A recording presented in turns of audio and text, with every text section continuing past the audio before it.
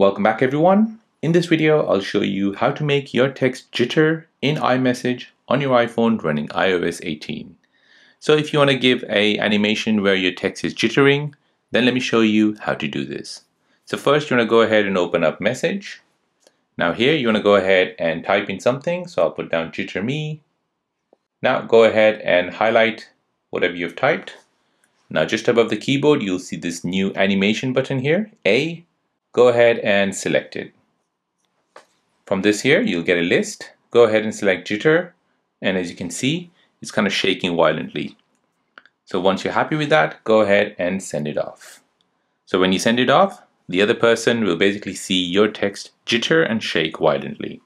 So there you go. That is how to make your text jitter in iMessage on your iPhone running iOS 18.